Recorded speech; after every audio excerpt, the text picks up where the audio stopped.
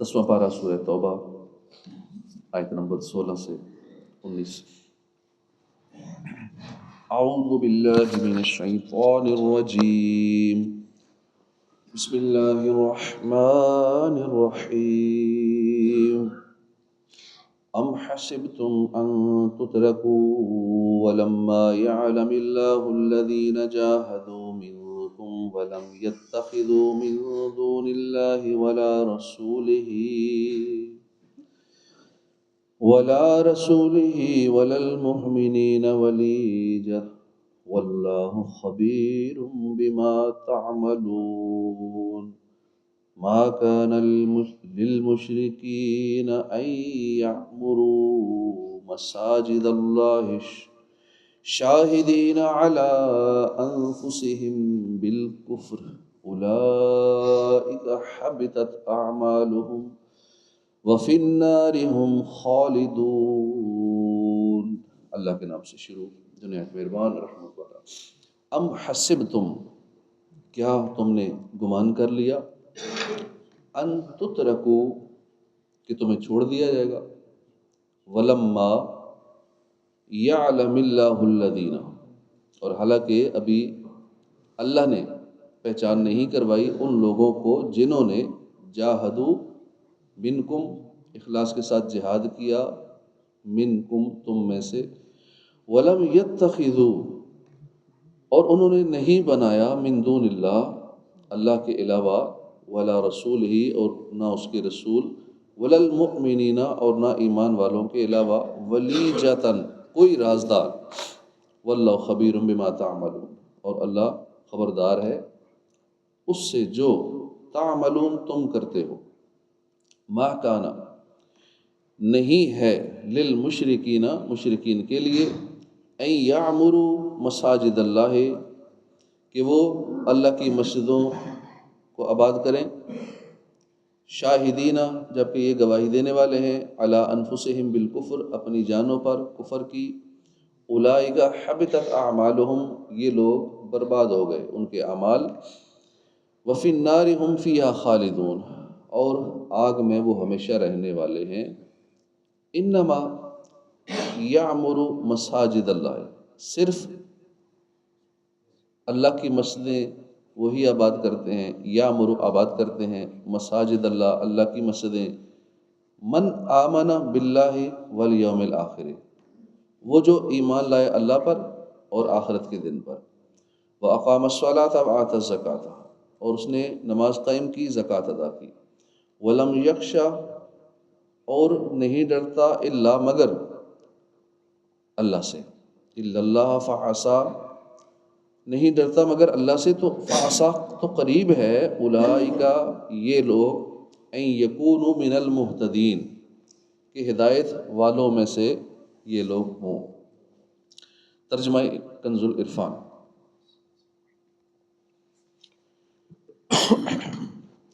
کیا تم نے یہ گمان کر لیا کہ تمہیں ایسے ہی چھوڑ دیا جائے گا، حالانکہ ابھی اللہ نے ان لوگوں کو پہچان نہیں کروائی جو تم میں سے جہاد کرنے والے ہیں، اور وہ جنہوں نے اللہ اور اس کے رسول اور ایمان والوں کے علاوہ کسی کو اپنا رازدار نہیں بنایا، اور اللہ تمہارے کاموں سے خبردار ہے۔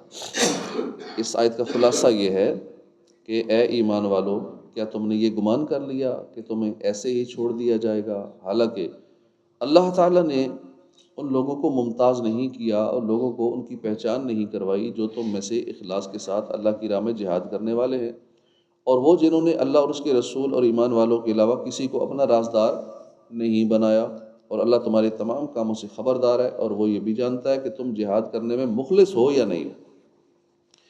اس آیت سے یہ بھی معلوم ہوا کہ دعوی ایمان کی صداقت کا امتحان بھی لیا جاتا ہے کہ بندہ مشکل حالات میں ثابت قدم رہتا ہے یا نہیں رہتا، صبر کرتا ہے یا نہیں کرتا۔ اس آیت سے معلوم ہوا کہ مخلص اور غیر مخلص میں امتیاز کر دیا جائے گا۔ نیز اس آیت میں مسلمانوں کو مشرکوں سے دلی دوستی کرنے سے منع کیا گیا، اور ان کے پاس مسلمانوں کے رازدار پہنچانے سے ممانعت کی گئی ہے۔ اور ایک اور مقام پر اللہ پاک ارشاد فرماتا ہے کہ مسلمانوں کو چھوڑ کر کافروں کو اپنا دوست نہ بنائے، اور جو کوئی ایسا کرے گا تو اس کا اللہ سے کوئی تعلق نہیں، مگر یہ کہ تمہیں ان سے کوئی ڈر ہو، اور اللہ تمہیں اپنے غضب سے ڈراتا ہے اور اللہ ہی کی طرف لوٹنا ہے۔ اور مزید ارشاد فرمایا منافقوں کو خوشخبری دو کہ ان کے لیے دردناک عذاب ہے۔ وہ جو مسلمانوں کو چھوڑ کر کافروں کو دوست بناتے ہیں، کیا یہ ان کے پاس عزت ڈھونڈتے ہیں؟ تو تمام عزتوں کا مالک تو اللہ ہے۔ مزید فرمایا اے ایمان والو، غیروں کو رازدار نہ بنو، وہ تمہاری برائی میں کمی نہیں کریں گے، وہ تو چاہتے ہیں کہ تم مشقت میں پڑ جاؤ، بے شک ان کا بغض ان کے منہ سے ظاہر ہو چکا ہے، اور جو ان کے دلوں میں چھپا ہوا ہے وہ اس سے بھی بڑھ کر ہے۔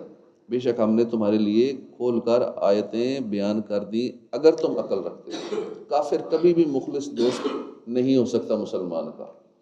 کئی لوگ بہت زیادہ اعتماد کر لیتے ہیں، اپنا رازدار ان کو بنا لیتے ہیں۔ آج کل سوشل میڈیا پہ دوستیاں بہت ہو جاتی ہیں، بس فرینڈ ریکویسٹ بھیجو، فرینڈ کو ایڈ کرو، بڑا آسان کام ہے دوست بنانا۔ لاکھوں کافروں کو دوست بناتے ہیں، بڑے خوش ہوتے ہیں کہ میرے اتنے کافر دوست ہیں۔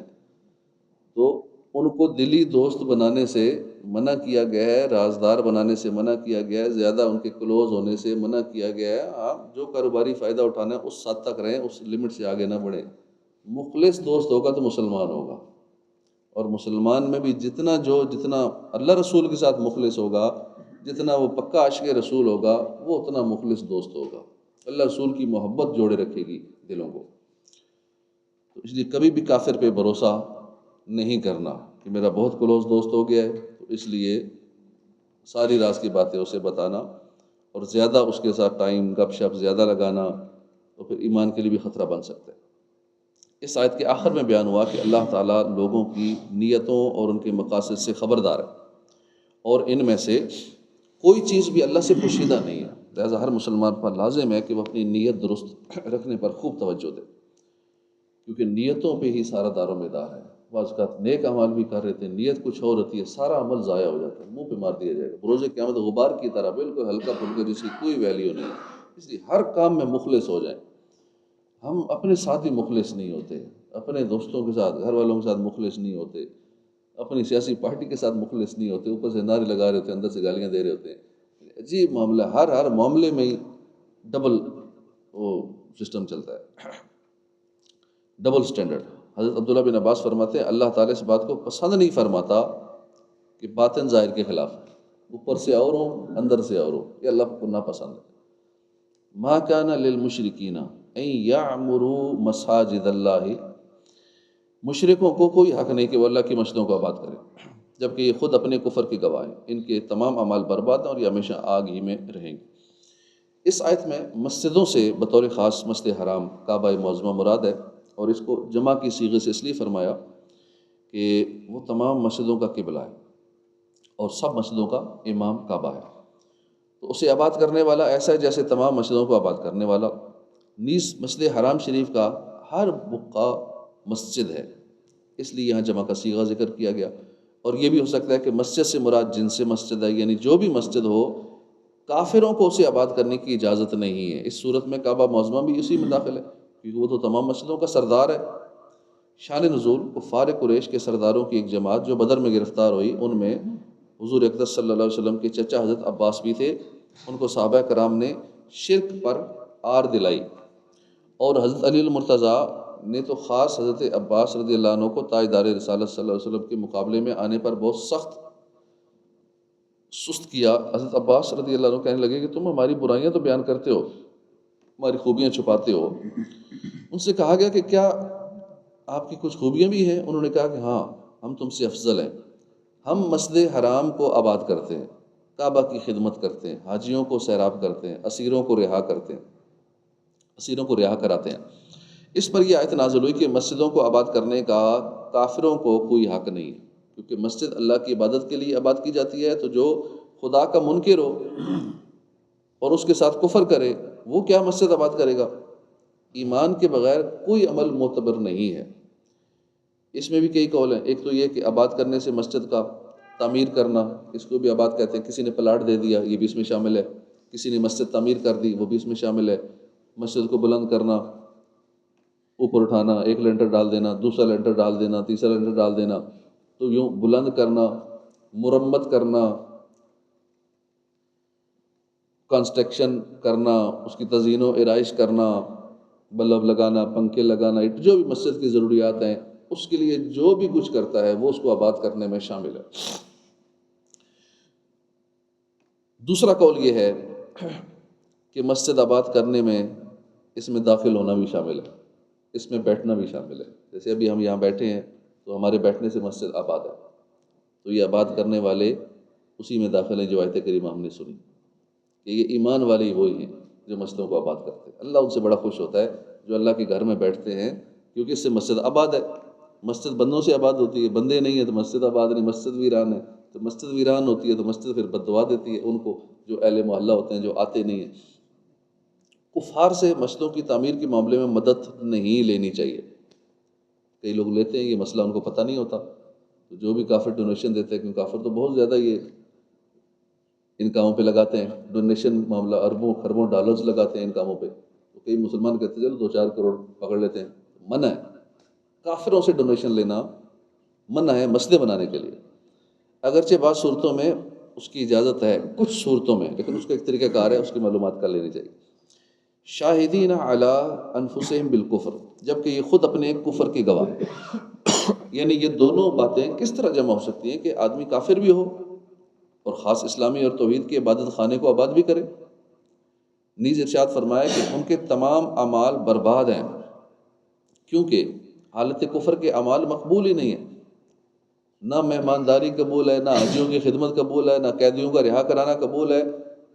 جتنا مرضی پیسہ لگا لو، خربوں ڈالرز، کتنے ایسے ہیں دنیا کے امیر ترین لوگ، اپنی دولت کے بلینز آف ڈالرز انہوں نے نیک کاموں پہ کے لیے وقف کر رکھے ہیں، ایجوکیشن کے لیے، غربت کے خاتمے کے لیے اور نیک کاموں کے لیے، لیکن آخرت میں کوئی عمل نہیں ملے گا کہ ایمان نہیں ہے۔ ایمان ہوتا تو آخرت میں بھی ملتا۔ اس لیے کافر کا کوئی عمل، کوئی فعل اللہ کے لیے تو ہوتا نہیں ہے، لہٰذا اس کا عمل سب اکارت برباد جاتا ہے۔ اور اگر وہ اسی کفر پر مر جائے تو جہنم ہے، جہنم اس کے لیے ہمیشگی کا عذاب ہے۔ اس سے معلوم ہوا کہ کفار کی نیکیاں جیسے مساجد کی خدمت کرنا، مسافر خانے بنوانا، کنویں بنانا، سب برباد ہے، کسی پر کوئی ثواب نہیں ہے۔ دنیا میں ان کا مال بڑھ جائے گا، جو بھی اچھے کاموں پہ لگاتا ہے اس کا مال بڑھتا رہتا ہے، جو خرچ کرتا ہے بڑھتا رہتا ہے، جو کنجوس ہوتا ہے اس کا مال کم ہوتا رہتا ہے۔ تو دنیا میں مل جاتا ہے سب کو، مسلمان کو بھی ملتا ہے، کافر کو بھی ملتا ہے، آخرت میں نہیں ملتا۔ ہاں، مسلمان کو آخرت میں بھی ملتا ہے۔ انما یعمر مساجد اللہ من آمن باللہ، اللہ کی مسجدوں کو وہی آباد کرتے ہیں جو اللہ اور قیامت کے دن پر ایمان لاتے ہیں اور نماز قائم کرتے ہیں اور زکوٰۃ دیتے ہیں اور اللہ کے سوا کسی سے نہیں ڈرتے، تو عنقریب یہ لوگ ہدایت والوں میں سے ہوں گے۔ اس آیت میں یہ بیان کیا گیا ہے کہ مسجدیں آباد کرنے کے مستحق مومنین ہیں۔ مسجدوں کو آباد کرنے میں یہ امور بھی داخل ہیں، جیسے جھاڑو دینا، یہ مسجد آباد کرنے میں، صفائی کرنا، روشنی کرنا، مسجد کو دنیا کی باتوں سے اور ایسی چیزوں سے محفوظ رکھنا جس کے لیے وہ نہیں بنائی گئیں۔ مسجدیں عبادت کرنے اور ذکر کرنے کے لیے بنائی گئی ہیں، اور علم کا درس بھی اس میں ذکر میں داخل ہے۔ ابھی جیسے ہمارا علم کا درس ہو رہا ہے، قرآن و حدیث کی باتیں ہو رہی ہیں، یہ بھی ذکر میں شامل ہے، ابھی ہم سارے ذکر میں موجود ہیں۔ مسجد نبوی میں سب سے پہلے اعلیٰ فرش حضرت عمر رضی اللہ عنہ نے ڈالے تھے۔ اس سے پہلے صرف بجری تھی، بجری کے اوپر نماز پڑھتے تھے، سجدے کرتے تھے، کتنی مشکل ہوتی ہوگی۔ فاروق اعظم کے دور میں وہاں پہ فرش ڈالا گیا۔ اس کی عالیشان عمارت سب سے پہلے حضرت عثمان غنی نے بنائی، اور آج بھی مسجد نبوی میں اچھی خاصی رقم حضرت عثمان غنی کی طرف سے جا رہی ہے، آپ کے اکاؤنٹ سے جا رہی ہے۔ دنیا میں واحد شخصیت ہے جن کا اب بھی اکاؤنٹ چل رہا ہے، 14.5 سال ہو گئے دنیا سے پردہ فرمائے ہو، اکاؤنٹ ابھی بھی چل رہا ہے، اور ان کی جو آمدنی، ان کی جو پراپرٹی ہے، باغات ہیں، ہوٹلز ہیں، ان کی آمدنی مسجد نبوی کو جا رہی ہے، اور وہ اربوں روپے بنتی ہے۔ سب سے پہلے قندیلیں، یعنی روشنی، جو مسجد نبوی میں ڈیکوریشن ہوئی روشنی والی، اس دور کے جو بھی بلب ہوا کرتے تھے، قندیلیں روشنی کی، وہ حضرت تمیم داری نے روشن کی تھی۔ عہد فاروقی میں رمضان کی تراویح کے موقع پہ سیدنا فاروق اعظم نے چراغاں کیا، جو ہم یہ لائٹنگ کرتے ہیں نا، یہ سیدنا فاروق اعظم نے اس دور میں کیا، اور حضرت علی کرم اللہ تعالیٰ وجہ الکریم نے حضرت فاروق اعظم کو نور قبر کی دعا دی تھی۔ مولا علی اتنے خوش ہوئے تھے وہ چراغاں دیکھ کے۔ حضرت سلیمان علیہ الصلوۃ والسلام نے بیت المقدس میں کبریت احمر کی روشنی کی جس کی روشنی 12 مربع میل میں ہوتی تھی، اور اسے چاندی سونے سے آراستہ فرمایا۔ 12 مربع میل تک روشنی جاتی تھی، ایسا ڈیکوریٹ کیا تھا۔ مسجدیں بنانے کا حکم اور ان کی تعمیر کے فضائل بکثرت احادیث میں مذکور ہے۔ ترغیب کے لیے 6 احادیث ملاحظہ فرمائیں۔ حضرت انس رضی اللہ عنہ سے روایت ہے، نبی اکرم صلی اللہ علیہ وسلم نے فرمایا کہ مسجدیں تعمیر کرو اور انہیں محفوظ بناؤ۔ حضرت عثمان غنی رضی اللہ عنہ سے روایت ہے، رسول اللہ صلی اللہ علیہ وسلم نے فرمایا، جو اللہ تعالیٰ کے لیے مسجد بنائے گا اللہ تعالیٰ اس کے لیے جنت میں گھر بنائے گا۔ حضرت انس رضی اللہ عنہ سے روایت ہے، رسول انور صلی اللہ علیہ وسلم نے فرمایا، جس نے اللہ کے لیے چھوٹی یا بڑی مسجد بنائی اللہ تعالیٰ اس کے لیے جنت میں گھر بنائے گا۔ حضرت عمر بن خطاب رضی اللہ عنہ فرماتے ہیں، میں نے حضور اقدس صلی اللہ علیہ وآلہ وسلم کو ارشاد فرماتے ہوئے سنا کہ جس نے مسجد اس لیے بنائی تاکہ اس میں اللہ کا ذکر کیا جائے تو اللہ تعالیٰ اس کے لیے جنت میں گھر بنائے گا۔ حضرت ابو ہریرہ رضی اللہ عنہ سے روایت ہے، سرکار دو عالم صلی اللہ علیہ وآلہ وسلم نے فرمایا، جس نے اپنے حلال مال سے وہ گھر بنایا جس میں اللہ کی عبادت کی جائے تو اللہ تعالیٰ اس کے لیے جنت میں موتی اور یاقوت کا گھر بنائے۔ اللہ تعالیٰ ہمیں بھی مسجد تعمیر کرنے اور اس کی تعمیر میں حصہ لینے کی توفیق عطا فرمائے۔ حضرت انس رضی اللہ عنہ سے مروی ہے، 7 چیزیں ایسی ہیں کہ جن کا ثواب بندے کو مرنے کے بعد بھی ملتا ہے، ان میں سے ایک مسجد تعمیر کرنا۔ وَلَمْ يَخْشَ إِلَّا اللَّهُ، اور اللہ کے سوا کسی سے نہیں ڈرتے۔ اس سے مراد یہ ہے کہ وہ اپنی دینی معاملات میں اللہ تعالیٰ کے سوا کسی سے نہیں ڈرتے، اور کسی کی رضا کو رضا الہی پر کسی اندیشے سے بھی مقدم نہیں کرتے۔ اللہ سے ڈرنے اور غیر سے نہ ڈرنے کی یہی معنی ہے۔ نیز یاد رہے کہ جن چیزوں سے انسان فطری طور پہ ڈرتا ہے، جیسے بندہ اندھیرے سے ڈرتا ہے، درندوں سے ڈرتا ہے، زہریلے جانور وغیرہ سے ڈرتا ہے، اللہ کے علاوہ کسی اور سے نہ ڈرنے کے یہ خلاف نہیں ہے، کیونکہ یہ فطری خوف ہے۔ ان چیزوں سے ڈرنا، شیر سے ڈرنا، سانپ سے ڈرنا، ان چیزوں یہ فطری خوف ہے۔ اب یہ نہیں کہا جائے گا یہ سانپ سے ڈر رہا ہے تو اس کا مطلب ہے یہ اللہ سے نہیں ڈرتا اس لیے سانپ سے ڈر رہا ہے، ایسا نہیں ہے۔ یہ الگ سے فطری خوف ہے، اور اس سے بچنا انسان کے بس کی بات نہیں ہے۔ اجعلتم سقایۃ الحاج و امارۃ المسجد الحرام، تو کیا تم نے حاجیوں کو پانی پلانے والے کو اور مسجد حرام کی خدمت کرنے والے کو اس شخص کے برابر ٹھہرا لیا جو اللہ اور قیامت پر ایمان لایا اور اس نے اللہ کی راہ میں جہاد کیا؟ یہ اللہ کے نزدیک برابر نہیں ہے، اور اللہ ظالموں کو ہدایت نہیں دیتا۔ اس آیت سے مراد یہ ہے کہ کفار کو مومنین سے کچھ نسبت نہیں، اور نہ ان کے اعمال کو ان کے اعمال سے کوئی نسبت ہے، کیونکہ کافر کے اعمال رائے گاں ہیں، خواہ وہ حاجیوں کے لیے سبیل لگائیں یا مسجد حرام کی خدمت کریں، ان کے اعمال کو مومن کے اعمال کے برابر قرار دینا ظلم ہے۔